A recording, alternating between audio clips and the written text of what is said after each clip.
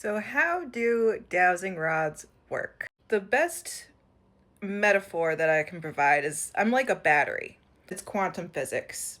Ask a question, receive an answer, essentially. And if you've watched a few of my videos, I think a lot of people can kind of see there's micro movements and, idiomotor effect. It haunts me in my sleep. But to me, I'm not trying to disprove idiomotor, but it's more like idiomotor doesn't explain the why behind it happens. It just explains that, dowsing rods move off your micro movements, essentially. But it doesn't explain why those micro movements happen and why they happen consistently in either rods crossing or rods separating, like X or Y.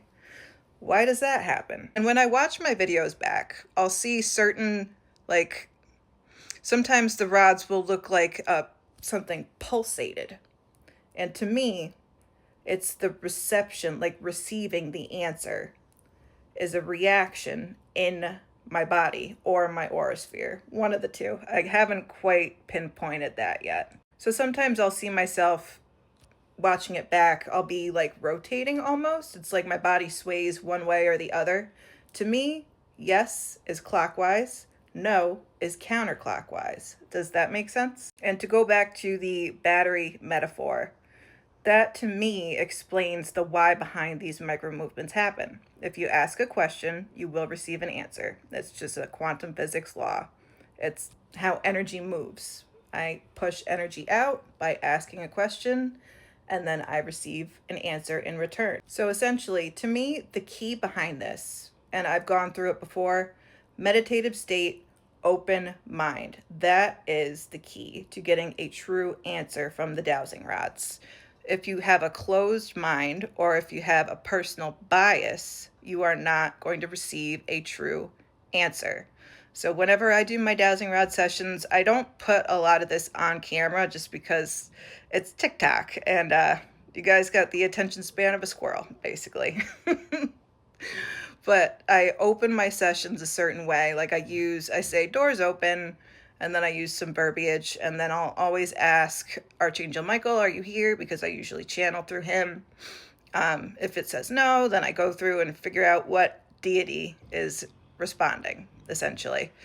And then I ask, is my name Rachel Lanahan? Because that to me aligns with the truth, because my name is Rachel Lanahan. And then I go through and I complete my session, and then I close out by saying doors closed. So essentially, and a lot of like the facial movements that I do, it's all repetition. And repetition is important for consistency. Does that make sense? It just helps me stay aligned with the true channel, basically. So the truth is a channel, and I am able to tap in to the truth channel because I live in truth. I do not lie. Everything that I say to the best of my ability is a true statement. And when you are able to tap into the channel of truth, that's when you receive a clear signal, essentially. So it takes time to develop. It's not just something where you can pick it up and it's going to work. If it does, there's a lot of like ego distortion that can skew your results. I've tried to go into it a little bit with like a masterclass and things like that. This is just more like an FAQ, essentially. I do want to get to like the most frequently asked dowsing rod questions and do a series on it. This was just kind of, dowsing rods 101. Anyway, have a great day.